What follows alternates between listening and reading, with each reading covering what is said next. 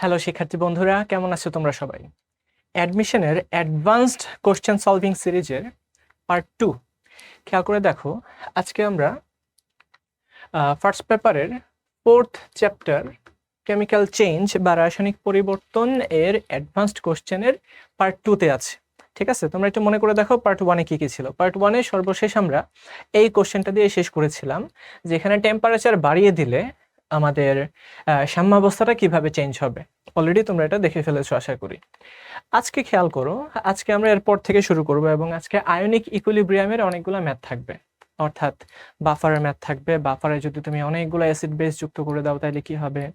তারপরে ধরো যে তোমার এই জায়গায় একটা পলিপ্রোটিক অ্যাসিড অথবা একটা সল্ট, এর পিএইচ কেমন হবে, এই জাতীয় কিছু অ্যাডভান্সড প্রশ্ন তোমাদের এই সিরিজে থাকবে। আচ্ছা, তাহলে আজকের প্রথম প্রশ্ন খেয়াল করো। সিলভার এর সাথে অ্যামোনিয়ার সংযোগে মনোঅ্যামিন সিলভার তৈরি হলো। আর আমরা জানি এই সিলভারের কিন্তু আরেকটা ফাঁকা অরবিটাল থাকে, তাই না? এটা sp হাইব্রিডাইজড, অর্থাৎ দুইটা অরবিটাল থাকবে এখানে। তাহলে সেখান থেকে দেখা যাচ্ছে আরেকটা লিগ্যান্ড এসে ডাইঅ্যামিন সিলভার তৈরি করে।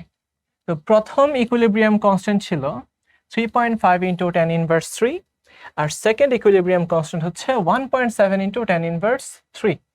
তাহলে বলা হয়েছে then the formation constant of diammine silver, অর্থাৎ তোমার দুইটা অ্যামোনিয়া যুক্ত হওয়ার জন্য যে যে স্টেপগুলো পার করতে হয়েছে, এই দুইটা স্টেপের ইকুইলিব্রিয়াম কনস্ট্যান্ট ব্যবহার করে আমাদেরকে ফাইনাল রিঅ্যাকশনটার ইকুইলিব্রিয়াম কনস্ট্যান্ট বের করতে হবে। তাহলে এটা তোমরা বুঝতেই পারছো, আমরা এটা অলরেডি তোমাদেরকে পড়াই দিছি যে যদি এই দুইটা রিঅ্যাকশনকে যোগ করে ফাইনাল রিঅ্যাকশনটা পাওয়া যায়, তাহলে কিন্তু আমরা এই দুইটা ইকুইলিব্রিয়াম কনস্ট্যান্টকে গুণ করে দিতে পারি, তাই না? জাস্ট একটু খেয়াল করে দেখো, এই তো সিলভার প্লাস অ্যামোনিয়া, এইখানেও কিন্তু অ্যামোনিয়া আছে। যখন তুমি এই দুইটাকে যোগ করে দিবা তখন এটা, খেয়াল করে দেখো, এইটা মনোঅ্যামিন এবং এই মনোঅ্যামিন কাটাকাটি যাবে। আলটিমেটলি তোমরা পেয়ে যাবে হচ্ছে সিলভার প্লাস দুইটা অ্যামোনিয়া, এই দুইটাকে যোগ করে দিলেই হবে, মিলে তৈরি হয়ে যাবে ডাইঅ্যামিন সিলভার প্লাস কমপ্লেক্স। তাহলে দেখতেই পাচ্ছ এই ফরমেশন অফ ডাইঅ্যামিন সিলভার প্লাসের ফরমেশন কনস্ট্যান্ট হবে, এটাকে যদি আমরা কেএফ বলি, এই ফরমেশন কনস্ট্যান্টটা কিন্তু আগের দুইটা কনস্ট্যান্টের গুণফল হয়ে যাবে। তোমরা জানো দুইটা রিঅ্যাকশনকে যোগ করলে তাদের কনস্ট্যান্টগুলো কি হয়ে যায়, গুণ হয়ে যায়। আচ্ছা, যদি এমসিকিউতে আসে, তোমরা জানো ইদানিং বুয়েটে কিন্তু শুরুতে এমসিকিউ দিচ্ছে, এবং গতবার এর এমসিকিউ গুলো একটু দেখলে বুঝবা একটু টাফ হয়ে গেছিল কোশ্চেনগুলো।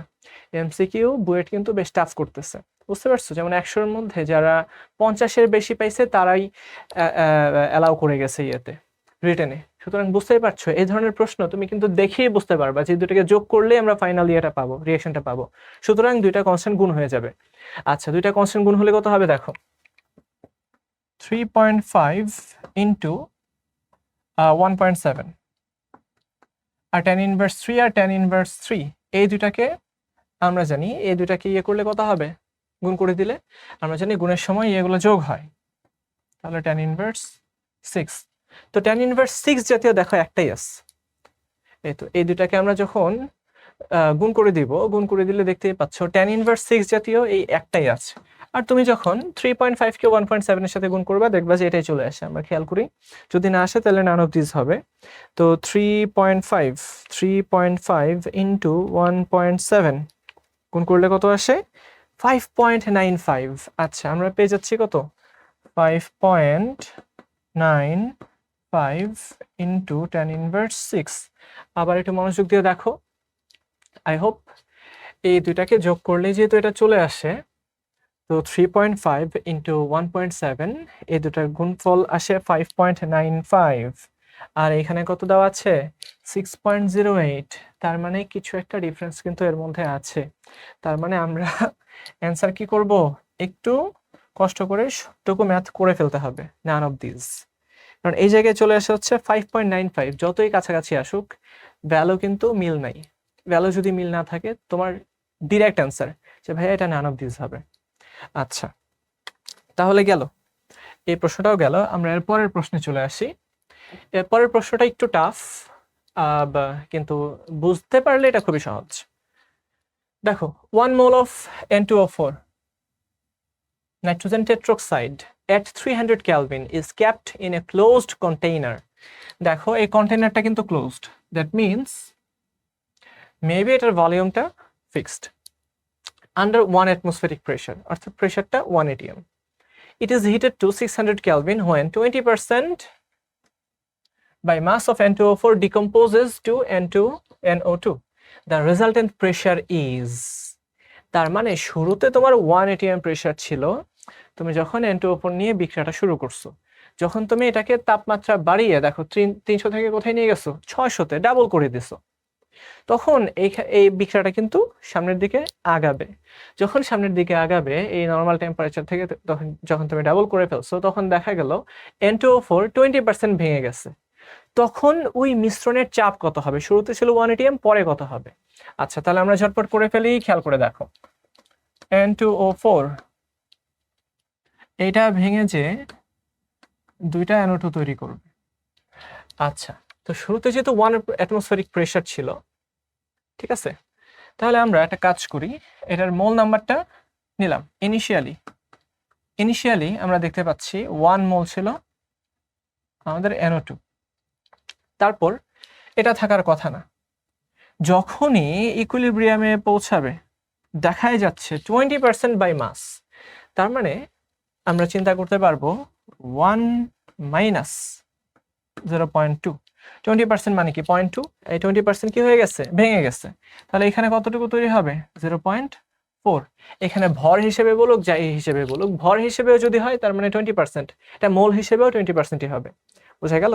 তুমি জাস্ট এটাকে আণবিক ভর দিয়ে ভাগ করে দিলেই তো হবে। তো ভাগ করে দাও, গুণ করে দাও, যাই করে দাও, ভর হিসেবে যখন বলবে তুমি মোল হিসেবে এটাকে ইয়ে করতে পারবা।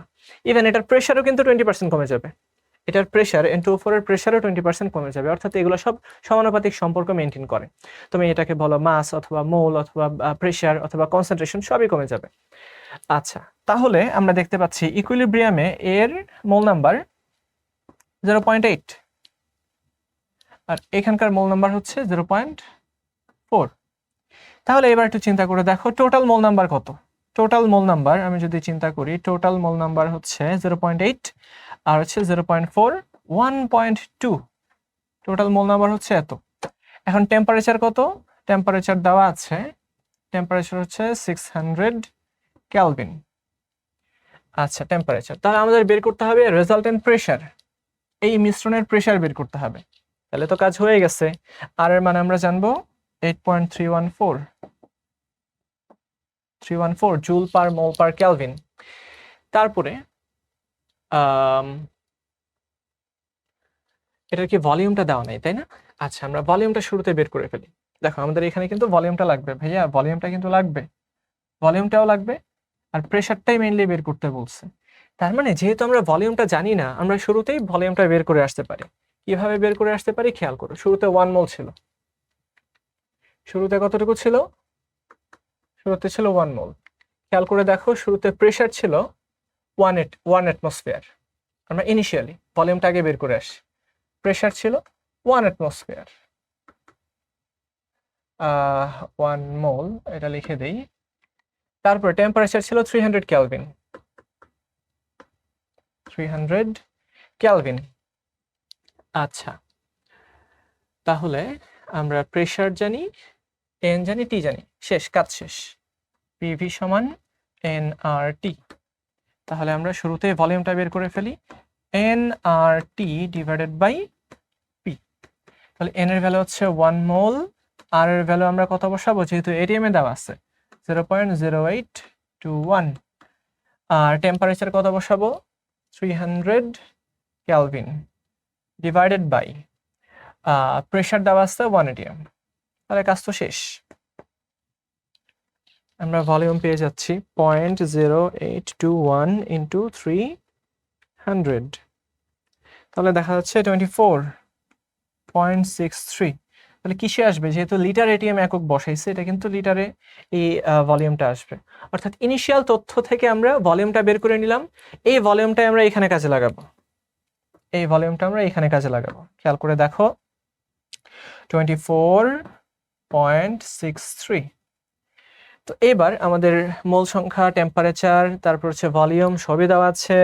আমরা জাস্ট প্রেশারটা বের করে ফেলবো। খুবই সুন্দর প্রশ্ন কিন্তু।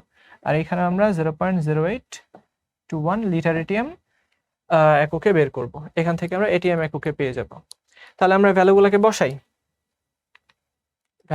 বসাই দেই এই জায়গায়। এবার আমরা বের করব হচ্ছে pressure nRT divided by V. n এর ভ্যালু আমরা জানি 1.2, আর এর ভ্যালু 0.0821, আর টেম্পারেচারের ভ্যালু কত? টেম্পারেচার ডাবল হয়ে গেছে 600 ডিভাইডেড বাই ভলিউম কত? 24.63। আলটিমেটলি এটিএম এককে আমরা ভ্যালুটা পেয়ে যাব। তাহলে মান বসিয়ে দেই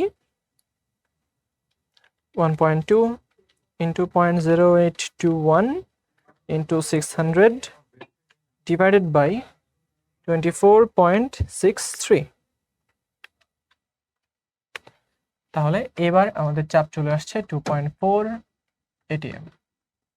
তার মানে যখন আমরা টেম্পারেচারটাকে ডাবল করে দিলাম এবং মোল নাম্বারও যখন চেঞ্জ হয়ে গেল, তখন আমরা দেখতে পাচ্ছি এই আমাদের প্রেশারটা দ্বিগুণের চেয়েও একটু বেড়ে গেছে, তাই না? যখন টেম্পারেচার আমরা ডাবল করব, তখন খেয়াল করে দেখো টেম্পারেচার ডাবল করলে আমাদের প্রেশারটাও ডাবল হয়ে যাবে, তাই না? আমরা জানি pressure is proportional two temperature. আচ্ছা, কিন্তু দেখা যাচ্ছে কি যে মোল নাম্বারও তো একটু বেড়ে গেছে। দেখো মোল নাম্বার আগে কত ছিল? আগে ছিল 1 আর এখন হয়ে গেছে 1.2। তার মানে এই ক্ষেত্রে আমরা জানি pressure is proportional to mole number, অর্থাৎ দুইটাই যেহেতু একটু বেড়ে গেছে, তার মানে ডাবলের চেয়ে একটু বাড়বে। তার মানে ডাবলের চেয়ে একটু বেশি কোনটা? 2.4। দেখো এত বড় ম্যাথ যদি তুমি করো, আলহামদুলিল্লাহ মিলে তো যাবেই।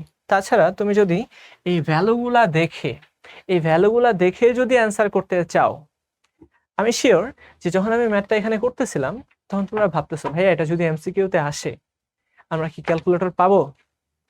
আমরা তো ক্যালকুলেটর পাবো না যদি ঢাকা ইউনিভার্সিটি বা বুয়েট শুরুতে যদি আসে। তবে বাই দ্য ওয়ে বুয়েটে শুরুতে ক্যালকুলেটর অ্যালাউ করে না। ইয়েস, আমার as far as I know calculator allow করে না। গত বছর আমি স্টুডেন্টদেরকে দেখলাম। হ্যাঁ, তো এই জায়গাতে হয়তো বা একটু আটকে যেতে পারতা। এরপরে দেখো তুমি যখন না করতে করতে এক্সপার্ট হয়ে যাবা, ম্যাথগুলা যখন সলভ করতে করতে এক্সপার্ট হয়ে যাবা, তখন অটোমেটিক তুমি বুঝবা। শুরুতে আমরা টেম্পারেচার দ্বিগুণ করছি, তার মানে 1 থেকে 2 হয়ে যাওয়ার কথা ছিল, কিন্তু যেহেতু এখানে মোল নাম্বারও একটু বেড়ে গেছে, তার মানে মোল নাম্বার বাড়ার সাথে সাথে প্রেশারটা একটু বাড়বে, অর্থাৎ দ্বিগুণের চেয়ে বেশি হবে 0.4। এই তো সহজ। এরপরে দেখো এটা আমার খুবই পছন্দের একটা ম্যাথ ছিল, আমি প্রত্যেকটা বার এই ম্যাথটা করাই, কিন্তু এবার তোমরা দেখতেই পাচ্ছ যেহেতু এই ক্লাস সংখ্যার মধ্যে তোমাদের পুরো কোর্সটা শেষ করে দিছি আমরা, তো সেই জন্য না ক্লাসের মধ্যে আর এত কিছু করানো সম্ভব হয় না। তো দেখো এটা দেখো 298 কেলভিন তাপমাত্রায়, অর্থাৎ কক্ষ তাপমাত্রায় নাইট্রোজেন এবং 3টা হাইড্রোজেন বিক্রিয়া করে যদি অ্যামোনিয়া তৈরি করত, তাইলে এর কি এর ভ্যালু হইতো এত, K1 বা Kc বা Kp যাই বলো। নাইট্রোজেনের অক্সিজেন যদি বিক্রিয়া করে নাইট্রিক অক্সাইড তৈরি করে, তাইলে তার সাম্যধ্রুবক হয় 1.6 × 10⁻12। আচ্ছা, আর হাইড্রোজেন এবং অক্সিজেন বিক্রিয়া করে যখন পানি তৈরি করে, দেখো এই বিক্রিয়াটা কিন্তু সচরাচর হতে চায় না। বাতাসে হাইড্রোজেন আছে, অক্সিজেন আছে, কিন্তু এরা কিন্তু কখনোই একসাথে যুক্ত হয়ে পানি তৈরি করে না, এবং এটা আমাদের জন্য ভালো, তা নাহলে কিন্তু সব অক্সিজেন পানি হয়ে যেত। তো এই পানি তৈরি হলো, তার জন্য K3 এর ভ্যালুটা কিন্তু অনেক কম। K3 এর ভ্যালুটা কত? অনেক কম। আচ্ছা, তো based on above equilibria the equilibrium constant of the reaction, এই রিঅ্যাকশনের ইকুইলিব্রিয়াম কনস্ট্যান্টটা আমাদের বের করতে হবে। এই দেখো ইজ এত ইনটু tan ইনভার্স 33। এখন এই শূন্য স্থানে কোনটা বসবে এটাই তোমাদেরকে বের করতে হবে, এবং এটা কিন্তু রিটেনে আসবে, ঠিক আছে? আচ্ছা, যদি এমসিকিউতে আসে তাও কোনো সমস্যা নাই, আমরা একটু তোমাদেরকে দেখাবো। এবার মনোযোগ দাও, আমরা এই 3টা রিঅ্যাকশনকে ব্যবহার করে কিভাবে এই রিঅ্যাকশনটাতে আনবো, এটাই আমাদের চিন্তার বিষয়। তাহলে প্রথমত আমরা খেয়াল করি, এখানে 2টা অ্যামোনিয়া আছে, অ্যামোনিয়া বাম পাশে আছে আর এই অ্যামোনিয়াটা ছিল ডান পাশে। তার মানে বুঝতেই পারতেছো আমাদের 1 নং ইকুয়েশনটা, এটাকে যদি আমরা 1 নং দেই, 1 নংটাকে মাইনাস করতে হবে, -1 নং ইকুয়েশন। কেন মাইনাস করলাম? কারণ মাইনাস করলেই সমীকরণ উল্টে যায়। আচ্ছা 2 নম্বর খেয়াল করে দেখো, অক্সিজেন এখানে 2.5 আছে। আচ্ছা 2.5 যেহেতু আছে, আমরা আপাতত অক্সিজেনটা চিন্তা করলাম না। আচ্ছা দুইটা NO, দুইটা নাইট্রিক অক্সাইড দেখো ডান পাশে আছে, তাহলে এটা নিয়ে আমাদের চিন্তা নাই, প্লাস হচ্ছে 2, যেহেতু ডান পাশে আছে আমাদের চিহ্ন উল্টাইতে হবে না। তারপর আমরা খেয়াল করি পানি, পানি এখানে কয়টা আছে, এখানে ছিল একটা। আচ্ছা বাম পাশে কোনো পানি আছে, বাম পাশে পানি নাই, বাট এই জায়গাতে দেখা যাচ্ছে পানি আছে 3টা। তার মানে 3 নং ইকুয়েশন, এটাকে আমরা যদি 3 নং ইকুয়েশন ধরি, তাহলে আমাদের যেটা করা লাগবে, যেহেতু ডানি আছে পানি, এখানেও ডানি ছিল, আমরা প্লাসই রাখবো, মানে 3 ইন্টু আমাদের 3 নং ইকুয়েশন। আই হোপ এই কাজটা করলেই হয়ে যাবে, তাও আমরা একবার করে দেখি। খেয়াল করো, এটাকে আমরা বামে নিয়ে গেলাম, দুইটা অ্যামোনিয়া, তো এখান থেকে আমরা কি পাবো,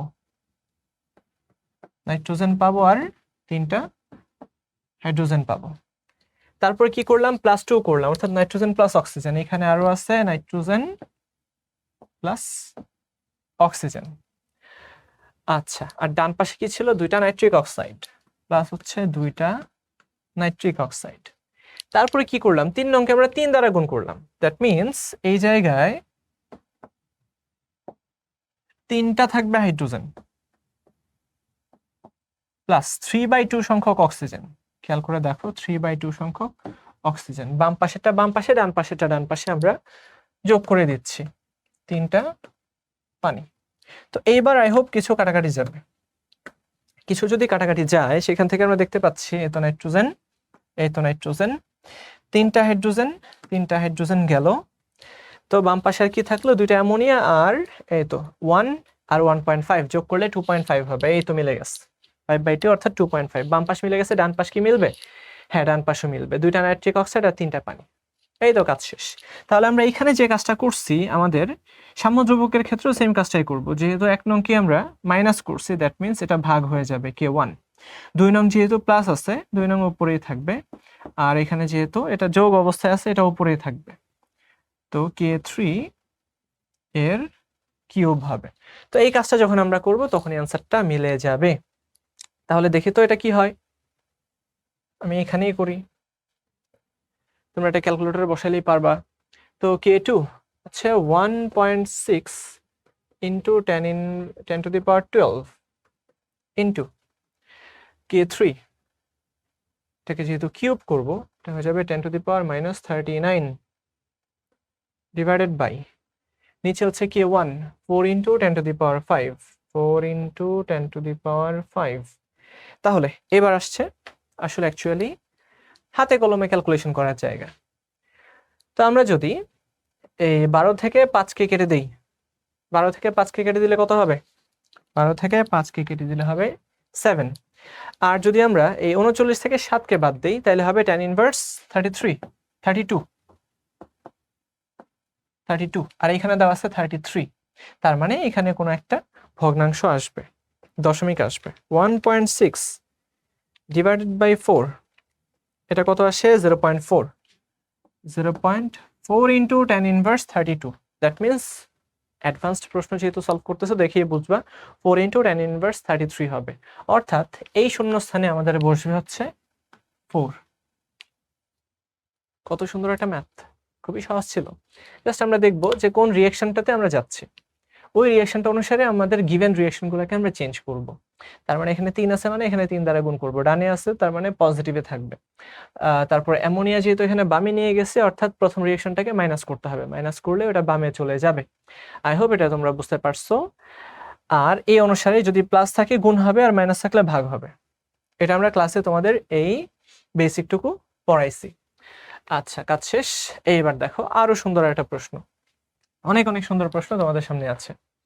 তাহলে ইন 1 লিটার ফ্লাস্ক, একটা 1 লিটার ফ্লাস্কের মধ্যে আমরা কি করলাম, 6 মোল এ আন্ডারগোজ দ্য রিঅ্যাকশন, এ থেকে পি প্রোডাক্ট তৈরি করে। তার মানে শুরুতে 6 মোল ছিল এ, এইখান থেকে আমরা কি করলাম, প্রোডাক্ট তৈরি করলাম। The progress of product formation at 2 temperature T1 এবং T2 ইজ শোন ইন দ্য ফিগার।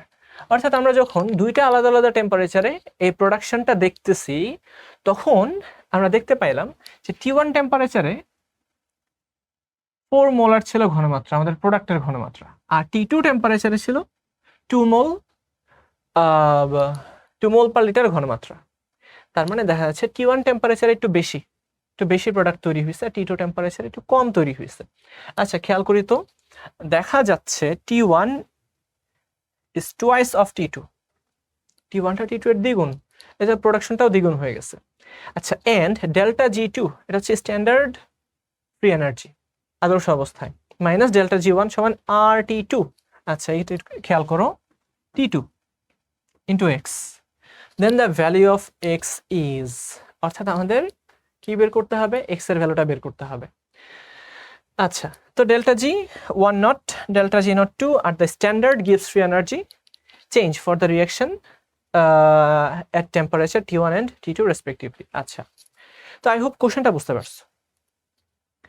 এখানে একটা ফাংশন দেওয়া আছে, ফাংশন থেকে x এর ভ্যালুটা বের করতে হবে এবং টেম্পারেচারের সম্পর্ক দেওয়া আছে T1 সমান 2 T2।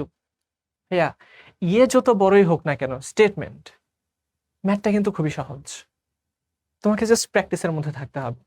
দেখো সবগুলা ডেটা তোমাকে দেওয়া আছে, ডেটাগুলো এক্সট্রাক্ট করতে শিখতে হবে।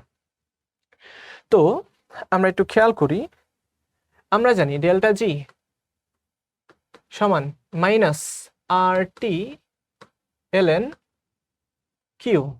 আচ্ছা এটা Q হবে না, RT ln K সাম্যধ্রুবক, তাই না? RT ln K সাম্যধ্রুবক, আর সাম্যধ্রুবক আমরা জানি সাম্যাবস্থায় উৎপাদ বাই বিক্রিয়ক। তাহলে আমরা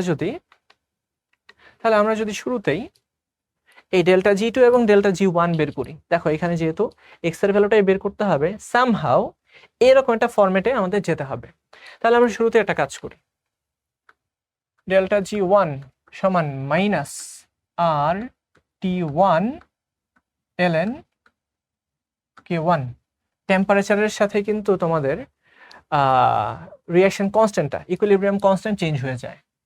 আচ্ছা আমরা কিছুটা ভ্যালু বসাই, মাইনাস RT1, আচ্ছা T1 সমান 2 T2, ঠিক আছে এটা আমরা বসায় দেই, এখানে যেহেতু T2 আছে এটা আমরা বসায় দেই, আমরা T1 রাখবো না, আমরা T2 বসায় দেই। তাহলে এটাকে আমরা কি করব, 2 T2 ইন্টু ln, আমরা একটু K1টা দেখি, K1 1 লিটার ফ্লাস্কের মধ্যে আমরা 6 মোল নিয়ে কাজ শুরু করছিলাম। আচ্ছা ইনিশিয়ালি ছিল 6 মোল, আর প্রোডাক্টটা T1 টেম্পারেচারে আমাদের প্রোডাক্ট হচ্ছে 4 মোল পার লিটার। আচ্ছা আর ইনিশিয়ালি 1 লিটারের মধ্যে ছিল 6 মোল। আচ্ছা ইনিশিয়ালি ছিল, আমরা একটু খেয়াল করি, এ থেকে যখন আমরা পি তৈরি করি ইনিশিয়ালি ছিল 6 মোল, প্রোডাক্ট ছিল 0 মোল। আর যখন T1 টেম্পারেচারে গেলাম তখন আমাদের প্রোডাক্ট হয়ে গেছে 4 মোল। আচ্ছা এই প্রোডাক্ট যদি 4 মোল হয় ইকুইলিব্রিয়ামে, সবাই একটু মনোযোগ দাও, প্রোডাক্ট হয়ে গেছে 4 মোল, তাহলে প্রোডাক্ট যদি 4 তৈরি হয় অবশ্যই এখান থেকে 4 মোল চলে গেছে, তার মানে এখানে রয়ে গেছে 2 মোল। দেখো কত কিছু তোমাকে ভাবতে হইতেছে, তুমি কি করবা, এই তো কি এর ভ্যালুটা বসানোর জন্য উৎপাদ বাই বিক্রিয়ক লাগবে, উৎপাদ কতটুকু আমরা এখান থেকেই বের করে ফেলবো, এই ঘনমাত্রাটা, এই তো উৎপাদ হচ্ছে 4, তার মানে এখানে আমরা বসায় দিলাম। ভাইয়ারা উৎপাদ যদি 4 হয় বিক্রিয়ক কত থাকবে, তার মানে আগে ছিল 6 মোল পার লিটার, 6 মোল পার লিটার থেকে 4 মোল পার লিটার ভেঙে গেছে, কারণ স্টয়কিওমেট্রিক রেশিও আমরা জানি 1:1 দেওয়া আছে। এটা যদি 4 তৈরি হয় অবশ্যই এখান থেকে 4 ভেঙে গেছে, আছে হচ্ছে 2, তার মানে এই যে 4 ডিভাইডেড বাই 2, আমরা ডেল্টা G1 এর ভ্যালুটা পেয়ে গেছি মাইনাস RT2। খেয়াল করো আমি 2টাকে এখান থেকে কমপ্লিটলি উইথড্র করে ফেলবো, সরায় ফেলবো, কারণ এখানে শুধু RT2 আছে, শুধুমাত্র RT2 আছে। ln 4/2 মানে হচ্ছে 2, আর এই 2টা যখন লগের ভেতরে যাবে স্কোয়ার হয়ে যাবে, 2 স্কোয়ার হয়ে যাবে, শেষ, কাজ শেষ। এই হচ্ছে আমাদের ডেল্টা G1, একটার ভ্যালু আপাতত পেয়ে গেছে। এবার আমাদের কাজ হচ্ছে ডেল্টা G2 বের করা। ডেল্টা G2 নট সমান হচ্ছে মাইনাস RT2, তার মানে এই ফরম্যাট মিলে গেছে। ln উৎপাদ বাই বিক্রিয়ক, খেয়াল করে দেখো T2 তাপমাত্রায় আমাদের উৎপাদ ছিল কত, উৎপাদ ছিল 2, তাহলে এখানে বসাই দিলাম উৎপাদ 2। আচ্ছা উৎপাদ যদি 2 হয় তাহলে বিক্রিয়ক কত ছিল, ভাইয়ারা খেয়াল করে দেখো, ইনিশিয়ালি ছিল 6, প্রোডাক্ট হয়েছে 2, তার মানে অবশ্যই 2 মোল ভেঙে গেছিল আর 4 মোল রয়ে গেছে, তার মানে আমাদের রিঅ্যাক্ট্যান্ট ইকুইলিব্রিয়ামে যে রিঅ্যাক্ট্যান্ট ছিল 4 মোল পার লিটার। আচ্ছা, আর 1 লিটার ফ্লাস্ক। তাহলে আমরা এখানে যদি বসাই মাইনাস আর T2 আর হচ্ছে ln 1/2 মানে হচ্ছে 2 ইনভার্স 1, এটাকে আমরা লিখে দিতে পারবো আর T2 ln 2 আর T2 ln 2। ওকে, 1/2 2 ইনভার্স 1 বাম পাশে নিয়ে গেছে। তাহলে আমাদের বের করতে হবে কি delta G2 minus delta G1। Delta G02 minus delta G01 সমান ডেল্টা G02 সমান দেওয়া আছে আর T2 ln 2, আর ডেল্টা G1 যেহেতু মাইনাস আগে ছিল একটা মাইনাস, এই মাইনাসে মাইনাসে হয়ে যাবে প্লাস আর T2 ln 4। তাহলে আমরা কত পেয়ে যাব? আর T2 যদি আমরা কমন নেই আর দুটো ln হবে যোগ, যোগের সময় লগারিদমের ভেতর কত হয়? গুণ হয়, তাই না? আমরা জানি ln a plus ln b সমান ln ab, তার মানে 2 × 4 সমান কত হয়? 8 হয়। এই যে ভাই আমরা পেয়ে গেছি, এই যে আমরা আমাদের কাঙ্ক্ষিত যে ভ্যালুটা ছিল সেটা আমরা পেয়ে গেছি ln x, আর x এর ভ্যালুটা এই তো অ্যানসার দেওয়া আছে 8, মিলে গেছে। তাহলে আমরা কি কি কাজ করলাম? আমরা শুরুতে এই ফরম্যাটটাতে আনার চেষ্টা করলাম, আর আমরা ডেল্টা জি এর ফর্মুলা জানি। আদর্শ অবস্থায় মুক্ত শক্তির পরিবর্তন হচ্ছে সমান মাইনাস RT ln কি, এই কেটা কি, কি হচ্ছে সাম্য ধ্রুবক, উৎপাদ বাই বিক্রিয়ক সাম্যাবস্থার। তো আমরা উৎপাদের ঘনমাত্রাগুলো জানি, এই তো T1 তাপমাত্রায় 4, T2 তাপমাত্রায় 2, আবার রিঅ্যাকশনটাও দেওয়া আছে। রিঅ্যাকশন দেওয়া আছে মানে এই রিঅ্যাকশন থেকে আমরা সবগুলা তথ্য বের করতে পারবো। যখন এটা 2 তখন 2 মোল ভেঙে গেছিল, 2 মোল ভেঙে 2 মোল তৈরি করছে, যেহেতু 1:1 রেশিও। 2 মোল যদি ভেঙে যায় 4 মোল থাকে, আর যদি 4 মোল ভেঙে যায় 2 মোল থাকে, শেষ। কি এর ভ্যালু আমরা জেনে গেছি। তারপরে ইনিশিয়ালি কতটুকু আয়তন ছিল সেটা, আয়তন প্লাস ঘনমাত্রা কতটুকু সেটা আমরা বের করে ফেলছি। তো আলটিমেটলি T1 সমান 2T2 এটাকে আমরা ব্যবহার করছি। সবগুলা তথ্যকে আমরা কাজে লাগিয়ে ম্যাথটা সলভ করে ফেললাম। আই হোপ তোমরা এটা বুঝতে পারছো। এরপর এটা একটা সহজ ম্যাথ, এটা দেখে তোমরা নিজেরাই পারবা। দেখো, এ mixture of 1 mole of water, 1 মোল পানি এবং 1 মোল carbon monoxide is taken in a 10 litre container. আমরা ইনিশিয়াল ঘনমাত্রা পেয়ে গেছি, and heated to 725 Kelvin. At equilibrium 40% of water by mass reacts with carbon monoxide, অর্থাৎ এই ওয়াটারের 40% বিক্রিয়া করে ফেলছে। দেখো, অনেকের মনে একটা প্রশ্ন আসতে পারে যে W/M, আচ্ছা W এর 40% যদি রিঅ্যাকশন করে তাহলে ভাইয়া এটা যতটুকু হবে, তুমি যদি N এর 40% দেখাও, অর্থাৎ মোল সংখ্যার 40% দেখাও, তাও কিন্তু সেম অ্যান্সার হবে, সেম অ্যান্সার আমরা পাবো। সুতরাং যদি মাস বলে দেয়, মোল যদি নাও বলে যে 40% of the mole of water, পানির মোল সংখ্যার 40% যা হবে পানির ভরের 40% একই অ্যান্সার হবে। সুতরাং এটা নিয়ে টেনশনের কিচ্ছু নাই। তোমরা অনেকেই এই সমস্ত ছোটখাটো বিষয় নিয়ে তালগোল পাকায় ফেলো এবং আমাদেরকে প্রশ্নের উপর প্রশ্ন করতেই থাকো ক্লাসের মধ্যে। তো আই হোপ এটা নিয়ে আর কোনো সমস্যা হবে না। তো এই ইকুয়েশন অনুসারে রিঅ্যাকশনটা করে। The equilibrium constant Kc into 10⁻², for the reaction. এখন তোমাকে এই Kc এর ভ্যালুটাই বের করতে হবে। ইজ এটা, এই Kc এর ভ্যালু কত হবে? 10⁻² তো দেওয়া আছে, ইন্টিজার নাম্বারে এটাকে বসাইতে হবে। তাহলে আমরা একটু খেয়াল করি, কার্বন মনোঅক্সাইড প্লাস হচ্ছে ওয়াটার এইখান থেকে তৈরি করে ফেললো কার্বন ডাইঅক্সাইড এবং হাইড্রোজেন, সবগুলো গ্যাসীয় অবস্থায় আছে, বুঝতেই পারতেছে টেম্পারেচার কি পরিমাণে। তাহলে ইনিশিয়ালি আমাদের যেহেতু 10 লিটার কন্টেইনার একদম ফিক্সড, আমরা এই 10 লিটারটাকে আর আপাতত নিলাম না, ঠিক আছে? এবং খেয়াল করে দেখো, এখানে যেহেতু ডেল্টা N সমান 0, সুতরাং এই জায়গায় ভলিউমের কোনো কাজই আর করবে না, এই জায়গায় ভলিউমের আর কোনো কাজ থাকবে না। তুমি চাইলে দশমিক দিয়ে করতেও পারো, আবার দশমিক দিয়ে নাও করতে পারো, ভাইয়া কোনো সমস্যা নেই। জাস্ট আমরা মোল নাম্বারটা নিয়ে নিই শুরুতে। তাহলে এটা কত? 1 মোল ছিল, 1 মোল। পানি কতটুকু ছিল? 1 মোল ছিল, এটা 0 এটা 0। তারপরে ইকুইলিব্রিয়ামে এটা হচ্ছে আইতে ইনিশিয়াল, এতে ইকুইলিব্রিয়াম। তো ইকুইলিব্রিয়ামে যে 40% ওয়াটার ভেঙে গেছে, তাহলে আমরা যদি দেখি 1 মাইনাস 0.4, এটাও কিন্তু 1 মাইনাস 0.4ই হবে, কারণ এটা যদি 1 মোল বিক্রিয়া করে এটাও 1 মোলই বিক্রিয়া করবে। আর এখানে তৈরি হবে 0.4 0.4। ঠিক আছে, তাহলে আমরা কতটুকু পাইছি? এখানে পেয়ে গেলাম 0.6, এইখানেও কত 0.6, এইখানে 0.4, এইখানেও 0.4।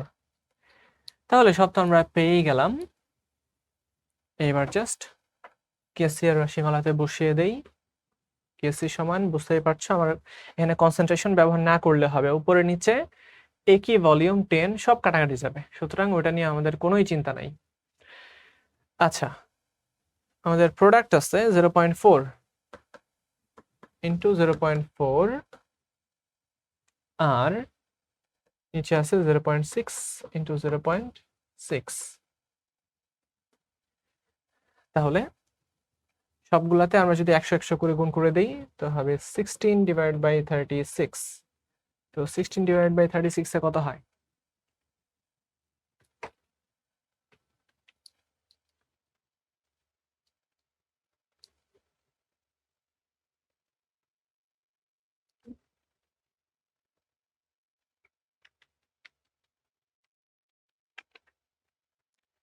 এটা হয়ে যায় 0.44, 0.44। ও বাই দ্য ওয়ে, এখানে হচ্ছে tan ইনভার্স 2 ছিল, tan ইনভার্স 2। তাহলে tan ইনভার্স 2 যদি হয়, বুঝতেই পারতেছো 44 ইন্টু tan ইনভার্স 2। আচ্ছা, অনেক সহজ হয়ে গেছিল এটা, তাই না? আচ্ছা, মাঝে মাঝে কিছু সহজ দিতে হবে। আবার দেখে মনে করবা না যে ভাইয়া এত কঠিন ম্যাথ আসছে, অথচ ম্যাথটা কিন্তু সহজও হইতেও পারে। তো এটা অ্যাডমিশনে যখন আসে দেখবা যে এইভাবেই প্রশ্ন আসে, এইভাবে আসে, কিছু সহজ হয়ে যায়। তারপর তোমাদের কাজ হচ্ছে কিভাবে বলছে প্রত্যেকটা তথ্যকে অ্যানালাইজ করা। যেমন এই ম্যাথটা যদি দেখো, ভাই একদম গোটা হয়ে যাবে ভেতরে সবকিছু। তো এটা একটু কাজে লাগাইতে হবে মাথাটা। দেখো, 5 moles of PCl5 are placed in a 200 liter vessel। আচ্ছা, এত বড় ভ্যালু দেখে আবার ভয় পেয়ে যাবে না। which contains 2 moles of nitrogen। দেখো, আমরা শুরুতে PCl5, এখানে শুরুতে আমাদের কাজ সবগুলা তথ্যকে উদ্ঘাটন করা, এক্সট্রাক্ট করা। এ কি? এই দেখো 5 moles of PCl5, এই তো এটাকে আমরা চিহ্নিত করলাম। আচ্ছা, তারপরে 200 লিটার ভেসেলের মধ্যে যখন আমরা এই 5 মোল PCl5 কে নিলাম, already which contains 2 moles of nitrogen, এর মধ্যে অলরেডি 2 মোল নাইট্রোজেন আছে। আচ্ছা, তার মানে একটা প্যাচ লেগে গেছে শুরুতেই। এবং টেম্পারেচার কত দেওয়া আছে? টেম্পারেচার দেওয়া আছে 600 কেলভিন। ওকে, 600 কেলভিন। এরপর দ্য ইকুইলিব্রিয়াম প্রেসার, তার মানে ইনিশিয়াল কাজ শেষ। ইনিশিয়ালি কি কি দেওয়া আছে এটা আমরা বুঝতে পারছি। ইকুইলিব্রিয়ামে কতটুকু প্রেসার আছে? পুরা পাত্রের প্রেসার আমরা এখানে পেয়ে গেলাম ইকুইলিব্রিয়াম অবস্থায়। আচ্ছা, ইকুইলিব্রিয়ামটাকে আমরা সবুজ রং দিয়ে প্রকাশ করলাম। আচ্ছা, তাইলে the equilibrium constant KP for the dissociation of PCl5, তোমাকে এটাই বের করতে হবে, এই জিনিসটাই বের করতে হবে। ঠিক আছে, তাহলে ইকুইলিব্রিয়াম কনস্ট্যান্ট কেপি এটা বের করতে হবে। tan ইনভার্স 3 দেওয়া আছে। আচ্ছা, এটা আবার ভুলে যাবে না, বা দেখতে যাতে মিস না হয়, tan ইনভার্স 3 কিন্তু দেওয়া আছে। এখানে আমাদের একটা ইন্টিজার নাম্বার বসাইতে হবে এটার মধ্যে, আমাদের শূন্যস্থানটার মধ্যে। আচ্ছা, তাহলে কিভাবে করা যায়, কিভাবে করা যায় একটু ভাবো দেখি। দেখো কত সুন্দর ম্যাথটা।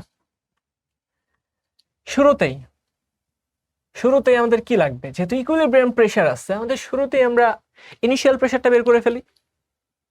ইনিশিয়ালি আমাদের PCl5 এর প্রেসার কত ছিল ওটা বের করে ফেলি।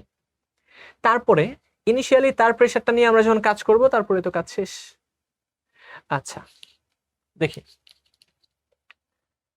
ইনিশিয়ালি আমাদের প্রেসার কিন্তু দেওয়া নেই, ইনিশিয়ালি কারোর প্রেসার দেওয়া নেই। তো খেয়াল করো, আমরা জানি পরিবেশ রসায়নের ইয়ে থেকে কনসেপ্ট থেকে আমরা জানি সূত্র আমাদের আসলে একটাই, পিভি সমান এনআরটি। এই টেম্পারেচার প্রেসার ভলিউম নিয়ে যখন কাজ করবা ভাই চোখ বন্ধ করে এই সূত্রটা বসায় দাও, তারপরে খালি একটা করে তথ্য বের করবা প্রশ্ন থেকে। আচ্ছা আমাদের ইনিশিয়াল প্রেসারটা দরকার ছিল, আমরা ইনিশিয়াল প্রেসারটা জানি না। আচ্ছা ভলিউম আমরা জানি 200। আমরা কি মোল নাম্বার জানি ভাইয়া? মোল নাম্বার জানি, হ্যাঁ ভাই আমরা মোল নাম্বার জানি। খেয়াল করে দেখো, মোল নাম্বার হচ্ছে টোটাল 7, টোটাল হচ্ছে 7, কারণ নাইট্রোজেন অলরেডি ছিল এর ভেতরে। আর এর ভ্যালু আমরা কত বসাবো, যেহেতু লিটারে দেওয়া আছে 0.0821 বসাবো। ভাইয়া টেম্পারেচার কত দেওয়া আছে, 600 কেলভিন দেওয়া আছে। কাজ শেষ, আমরা প্রেসারটা বের করি। এই হচ্ছে আমাদের initial pressure, initial total pressure 7 × 0.0821 × 600 divided by 200, তাই না? 1.7241, 1.7241। এককটা কি আসবে? এককটা আসবে এটিএম, এটিএম একক চলে আসলো। ঠিক আছে, তাহলে এবার আমরা একটা কাজ করতে পারি, টোটাল যে প্রেসারটা আমরা পাইছি এই টোটাল প্রেসারের মধ্যে PCl5 এর প্রেসার কতটুকু ছিল? এটা তো PCl5 প্লাস নাইট্রোজেন দুইটা মিলে এই প্রেসারটা দিচ্ছে, তাই না? তাহলে এর মধ্যে PCl5 এর প্রেসার কতটুকু ছিল ভাইয়া? তাহলে কি আমরা যদি শুধুমাত্র PCl5 এর প্রেসারটা বের করতে চাই তাহলে বুঝতেই পারছো পার্শিয়াল প্রেসার অফ PCl5 সমান সমান এইখানে 5 মোল আছে হচ্ছে PCl5 নিজে, আর টোটাল মোল নাম্বার হচ্ছে 7 ইনটু মোট চাপ 1.7241। তাহলে এখান থেকে কিন্তু আমরা শুধু PCl5 এর ইয়াটাই পেয়ে যাব। তার মানে এই অ্যান্সারের সাথে আমরা গুণ করব হচ্ছে 5/7 কে, যার 7 ভাগের 5 ভাগ ছিল PCl5। তাহলে এটা হচ্ছে 1.2315 এত এটিএম। তুমি 2 ঘর নিয়ে রাখলেও চলে, খুব বেশি নেওয়ার প্রয়োজন নাই। আচ্ছা তার মানে PCl5 এর ইনিশিয়াল প্রেসার আমরা পেয়ে গেছি, কাজ শেষ। এতটুকুই আমাদের আসলে মেইন কনসার্নের জায়গা ছিল। তাহলে আমরা দিয়ে দিলাম। খেয়াল করে দেখো, এবার আমরা রিঅ্যাকশনটাকে প্রসিড করাই। PCl5 ভেঙে PCl3 তৈরি করলো আর Cl2 তৈরি করলো, আর ইনিশিয়ালি আমাদের PCl5 কত ছিল? 1.2315। আচ্ছা এটাকে আমি ইনিশিয়ালি P0 দিয়ে প্রকাশ করলাম, P0, এটা 0, এটাও 0। এবার ইকুইলিব্রিয়ামে যে এটা হয়ে যাবে P0 - x, এটা ভাইয়ারা x, এটাও ভাইয়ারা x। তাহলে টোটাল প্রেসার কত? P টোটাল প্রেসার, এত প্রেসার থেকে এগুলা এটা থেকে কমছে, ওগুলা তৈরি হয়েছে, তাই এগুলার প্রেসার বেড়ে গেছে। আচ্ছা টোটাল প্রেসার P0, এতো এই মাইনাসে মাইনাসে চলে যাবে, P0 + x। আচ্ছা এই টোটাল প্রেসারটাই কিন্তু ইকুইলিব্রিয়াম প্রেসার, অর্থাৎ ইকুইলিব্রিয়াম মিক্সচারে যে প্রেসারটা কাজ করে। তো এটা আমরা বুঝতে পারলাম 1.2315 + x, এটা বুঝা গেল এই প্রেসারটা। এবার চিন্তা করে দেখো আমরা কি, ও বাই দ্য ওয়ে এই প্রেসারটাকেই দেখো, এই যে P টোটাল, এইখান থেকে আমরা যতটুকু P টোটাল পাইছি এটা কিন্তু ইকুইলিব্রিয়াম প্রেসারটা সেম হবে না, কারণ ভাইয়া ইকুইলিব্রিয়াম প্রেসারে কিন্তু নাইট্রোজেনও ছিল।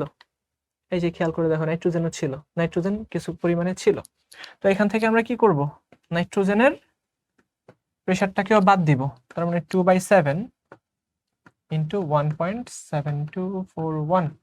অথবা আমরা একটা কাজ করতে পারি, পুরাটা থেকে এটাকে বাদ দিয়ে দিতে পারি, 1.7241 মাইনাস আগের যে প্রেশারটা ছিল 0.4926, অর্থাৎ 0.5, সহজ কথায় 0.5 atm। ঠিক আছে, এটা ছিল নাইট্রোজেনের। এবার আমরা পেয়ে গেলাম, দেখো ইকুইলিব্রিয়াম মিক্সচারের মধ্যে যে যে প্রেশার কাজ করতেছে। তো ইকুইলিব্রিয়াম মিক্সচারের মধ্যে যে যে প্রেশার কাজ করতেছে সেটা হচ্ছে, ওইটা কি আমরা বলবো ইকুইলিব্রিয়াম প্রেশার। সেইখানে খেয়াল করে দেখো আমাদের PCl5 এর প্রেশার আছে, প্লাস হচ্ছে আমাদের PCl3 এর প্রেশার আছে, প্লাস হচ্ছে আমাদের এখানে ক্লোরিন গ্যাসের প্রেশার আছে, প্লাস হচ্ছে এখানে আমাদের নাইট্রোজেন গ্যাসের প্রেশারও আছে, তাই না? ইকুইলিব্রিয়াম প্রেশারটা আমরা সবাই জেনে গেছি অলরেডি, দেওয়াই আছে 2.46, এখানে আমরা বসাই দিলাম 2.46 সমান PCl5 কতটুকু, P - 6, P0 - 6, PCl3 কতটুকু, X, তারপরে ক্লোরিনের কতটুকু, X, নাইট্রোজেনের কতটুকু, ভাইয়ারা আমরা নাইট্রোজেনের প্রেশার আমরা পেয়ে গেছি 0.5। এখান থেকে আমরা x এর ভ্যালুটা পেয়ে যাব, সুতরাং এই সেটটা আমাদের লাগবে না। তো এখান থেকে আমরা যদি x এর ভ্যালুটা বের করে ফেলি, কত হবে একটু বলে ফেলো দেখি। 2.46 সমান হচ্ছে, আমরা এটাকে দিয়ে দিলাম, এটাকে আমরা একটু ইগনোর করে ফেললাম, অনেক ইগনোর করতে হবে তোমাদেরকে, কেটে দিলাম। আর পিনটটা কত ছিল, পিনটটা ছিল হচ্ছে এটা 1.2315। দ্যাট মিনস এই দুটো আলটিমেটলি যোগ হয়, বুঝতে পারছো? আলটিমেটলি এই দুটো কি হয়, যোগ হয়। তো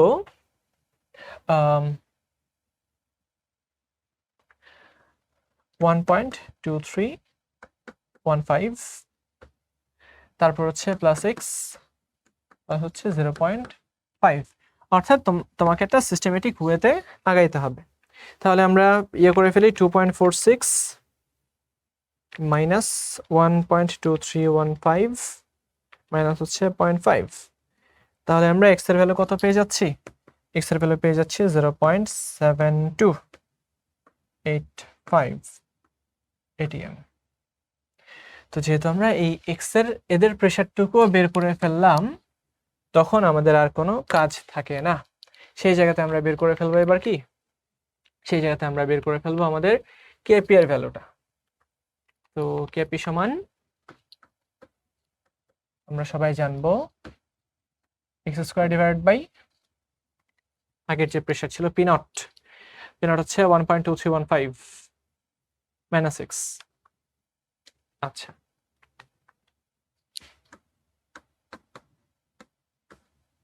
তাহলে এটা আমরা বসিয়ে দেই। x এর ভ্যালু তো আমরা পেয়ে গেলাম, এটাকে স্কোয়ার করে দেব, just square divided by P0 হচ্ছে 1.2315। একটা বিষয় খেয়াল করছো কি, তোমাদেরকে কিন্তু এই জায়গায় P0টা নিয়ে কাজ করতে হইতো। তোমরা কেউ যদি মনে করো যে ভাইয়া আলটিমেটলি তো এখানে যোগ হয়ে যাচ্ছে, না ভাইয়া, যোগ হয়ে গেলেও তোমাকে এই PCl5 এর প্রেশারটা নিয়েই কাজ করতে হবে, কারণ নিচে কি, নিচে শুধু এটা থাকবে না, P0 - 6 থাকবে না। তুমি কিন্তু এই পুরাটা থেকে তুমি যদি মনে করো যে ভাইয়া এই পুরা চাপটা নিয়ে কাজ করলে তো পারতাম, যোগ তো হয়ে যায়, না ভাইয়া, তুমি এই পুরাটা থেকে বিয়োগ করতে পারবে না, তোমাকে বিয়োগ করতে হবে শুধুমাত্র PCl5 এর যে প্রেশার আছে সেখান থেকে। এই জন্য তোমাদের মনের অনেকগুলা কথা না আমাদের মাথায় ঘুরে যে ভাইয়া এখানে কেন আপনি এত কষ্ট করে এই আংশিক চাপ দিয়ে বের করলেন, PCl5 এর প্রেশারটা কেন বের করলেন? হ্যাঁ ভাইয়া, এই জন্যই PCl5 এর প্রেশার বের করতে হয়েছে। এটাকে আমরা P0 ধরে নিয়েছিলাম যে ইনিশিয়ালি কতটুকু আছে। আচ্ছা, 1.2315 থেকে আমরা এই এক্সটাকে বাদ দিয়ে দিব, অর্থাৎ এটাকে 7285 কে বাদ দিয়ে দিব। 1.2315 মাইনাস হচ্ছে আমাদের এই যে অ্যান্সার যেটা আছে, তো এটা চলে আসে 1.055 ইন্টু tan ইনভার্স 3। আচ্ছা, 1.055 যেহেতু আসে 1.055, তাহলে এটাকে আমরা একটা কাজ করতে পারি, 3 ঘর আমরা ডানে নিয়ে যেতে পারি, 1055 ইন্টু tan ইনভার্স 3। তার মানে অ্যান্সার আলটিমেটলি কত চলে আসে, অ্যান্সার আলটিমেটলি চলে আসে 1055।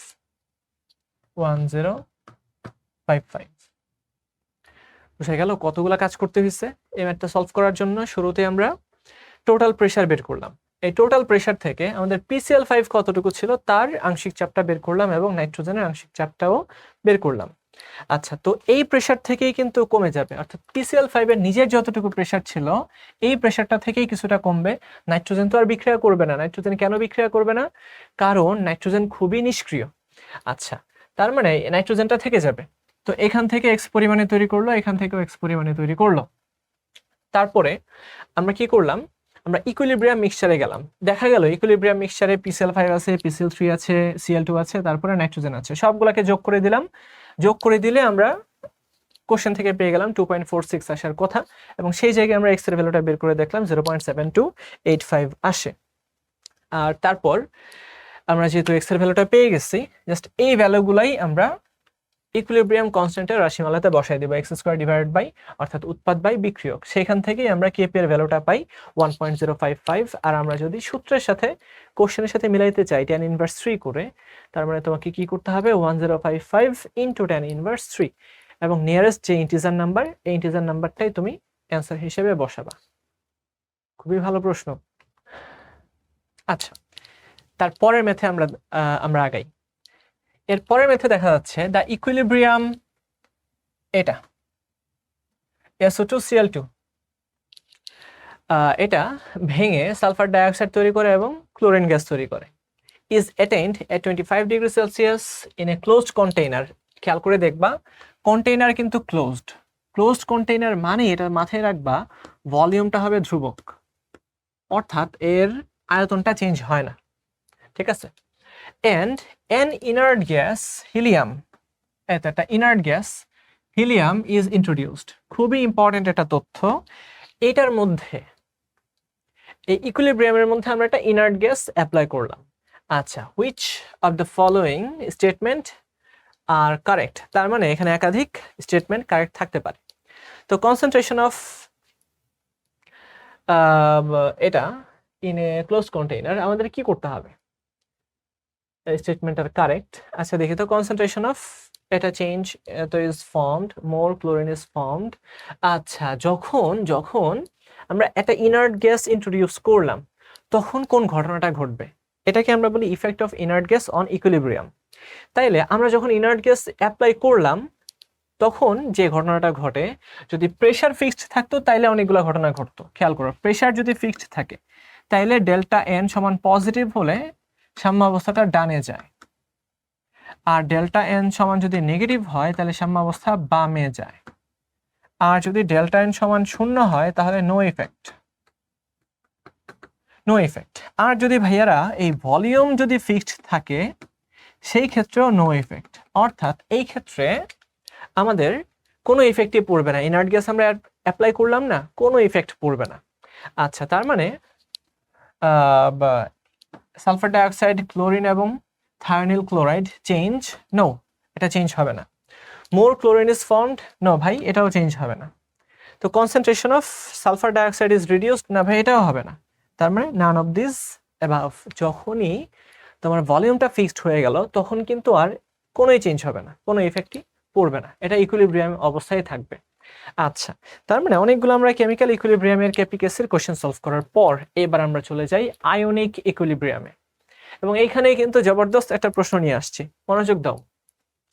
Find the concentration of proton, bicarbonate and carbonate, তিনটাই বের করতে বলছে, in a 0.01 molar solution of carbonic acid if the pH of this, এটা 4.81। আচ্ছা, তার মানে এই সলিউশনটার পিএইচ দেওয়া আছে এত 4.81। আচ্ছা, আরেকটা দেখা যাচ্ছে কিছু তথ্য, আরো কিছু এক্সট্রা দেওয়া আছে। K1 প্রথম অ্যাসিডের dissociation, first dissociation constant of carbonic acid. তো কার্বনিক অ্যাসিডের প্রথম প্রোটনটা যখন বেরোবে তখন তার ডিসোসিয়েশন কনস্ট্যান্ট দেওয়া আছে 4.45 ইন্টু 10 ইনভার্স 7, এবং যখন বাইকার্বনেট থেকে আরেকটা প্রোটন বেরোবে তখন হচ্ছে এত। তাহলে আমরা সবাই জানি কার্বনিক অ্যাসিড যখন ভাঙে তখন এখান থেকে প্রোটন তৈরি করে আর বাইকার্বনেট তৈরি করে। আবার এই বাইকার্বনেট কিন্তু দ্বিতীয়বার ভাঙে, এই বাইকার্বনেট আবারও ভেঙে এখান থেকে S+ তৈরি করবে আর কার্বনেট 2- তৈরি করবে। তার মানে আমাদের বের করতে হবে যখন এটা ইকুইলিব্রিয়ামে পৌঁছায় গেল, এদেরকে কিন্তু আমরা সাইমultaneous ইকুইলিব্রিয়াম বলি। এইখানে কমন আয়ন ইফেক্ট কাজ করে। আচ্ছা, তো ইনিশিয়ালি আমরা দেখে নেই কার্বনিক অ্যাসিডের কনসেন্ট্রেশন ছিল 0.01 মোলার। তো ইনিশিয়ালি এটাও 0, এটাও 0। এখন ইকুইলিব্রিয়ামে যখনই যাবে তখন আমাদের দেখতে হবে 0.01, এটা যদি এক্স পরিমাণে ভেঙে যায় এটা এক্স পরিমাণে তৈরি হবে, ভাইয়া এটাও কিন্তু এক্স পরিমাণেই তৈরি হবে। বোঝা গেল? তাহলে এখান থেকে আমরা একটা কাজ করব, এখান থেকে আমরা K1 ব্যবহার করব। এই তো K1 ফার্স্ট ডিসোসিয়েশন কনস্ট্যান্ট বলা হয়। তো K1টা সমান কত হয়? এটা সমান হচ্ছে x ইন্টু এক্স মানে x square to 0.01 minus x. একটা বিষয় খেয়াল করো, যেহেতু এটা tan ইনভার্স 7 এই রেঞ্জে আছে, তার মানে নিচে এই এক্স এর ভ্যালুটা না খুবই কম হবে, অর্থাৎ এটাও খুবই অল্প পরিমাণে ভাঙবে। তো এক্স এর ভ্যালুটা যদি 0.01 এর চেয়ে অনেক কম হয়, এটাকে আমরা ইগনোর করে ফেলতে পারবো। 4.45 ইন্টু tan ইনভার্স 7। তাহলে এখান থেকে আমরা এক্স এর ভ্যালুটা বের করে ফেলি। এখান থেকে আমরা যখন এক্স এর ভ্যালুটা বের করব তখন চলে আসে